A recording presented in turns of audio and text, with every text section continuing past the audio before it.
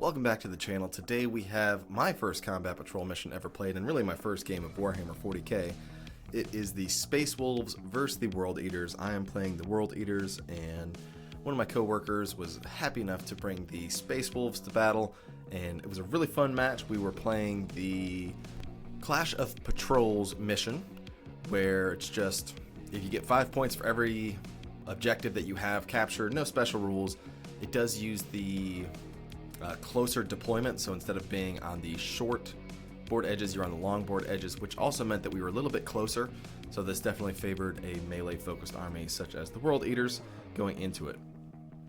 For deployment, the Space Wolves put their scouts in reserves, and Thoric joined a group of 5 intercessors, and he did split up his intercessors as you can see in the image here.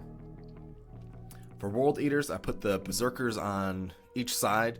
Goal was to just kind of push them forward, get on objectives, make charges if I could, and hope for the best. And then the Hellbrute that you can see there, I was running as Caragor, excuse me. And that was my proxy for the day, and he was happy enough to be like, yeah, it's fine to run a proxy, and also let me do unpainted models. He didn't say, nope, you don't get the 10 points for that. We're just playing for fun and learning our army. So we did make some mistakes along the way, and it took a while, but we're definitely planning on playing again. And overall, we had a really, really good time. Quick note for my Blessings of Khorne. Each turn, we only played 2 turns. I got the lethal hits and the feel no pains for my Blessings of Khorne roll. Going into Space Wolves turn 1, he really just moved into cover, took Caragor down to 3 wounds and Jackals down to 2 models, but he got his models nice and tucked into cover here. We're playing these as completely blocking terrain, and then these as ruins. So his idea was, I want to be completely in cover. You can't shoot at me, you can't charge me, and just really make it hard there, and then tuck these guys in here, making it hard to charge, and just kind of keeping them safe and secure until the next round. So in my turn 1, World Eaters were able to go second, thank goodness. I advanced my Berserkers to be able to capture this control point, moved my Jackals forward to be able to get them onto that objective marker and secure that because they are battle line. And then I was able to make the charge with Caragor into the ruins and touch his Intercessor and Thoric unit. And then I also made the charge on this side with my Berserkers. I fought first with the Berserkers, taking my Caragor out of combat because he pulled a couple of those units. I think we played this wrong, and Caragor still would have been able to attack. But again, we're still learning, so it wasn't that big of an issue.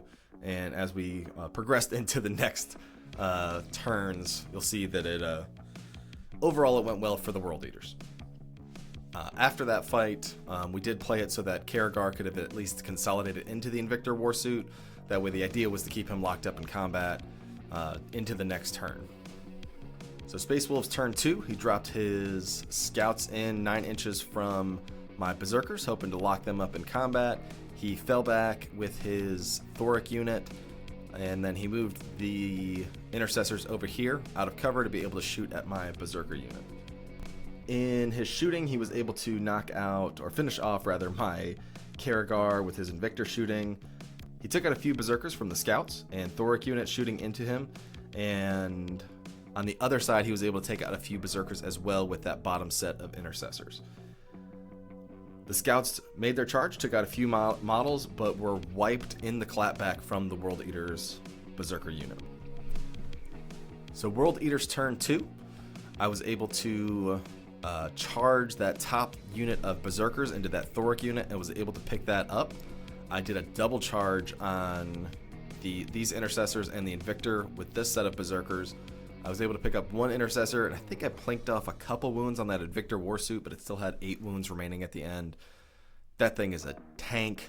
I also charged the Jackals that I had into that Invictor Warsuit, because we were only playing to round 2 just because it was taking so long as it being our first game, and we were learning our profiles.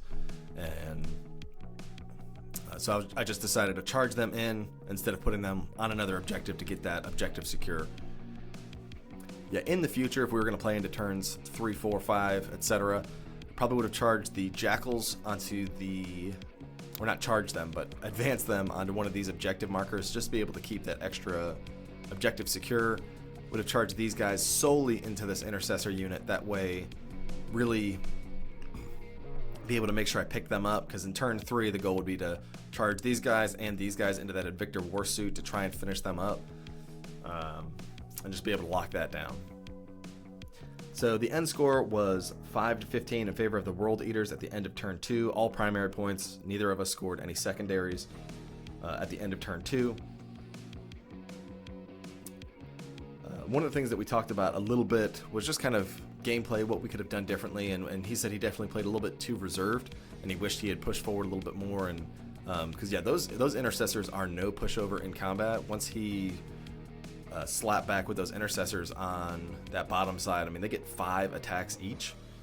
They're strength 4, so it ties, as opposed to the World Eaters who only get 4 attacks each, but their strength, I say strength 5 for the intercessors are strength 4, so it ties, so it's a 4 up to wound. The Berserkers are strength 5 against the intercessors, so they're actually a 3 up to wound, so they wound a little bit easier, but I mean, the intercessors are definitely no pushovers in close quarters combat. Having mission 1 be the mission that we picked also was probably a disadvantage for the Space Wolves on this army, just because I do have a very melee focused army. So we'll probably do a random roll for the next one, and that way it might benefit him a little bit more in that kind of a matchup. Overall, Adam was a great opponent. I can't wait to play him again. Thanks so much for the game.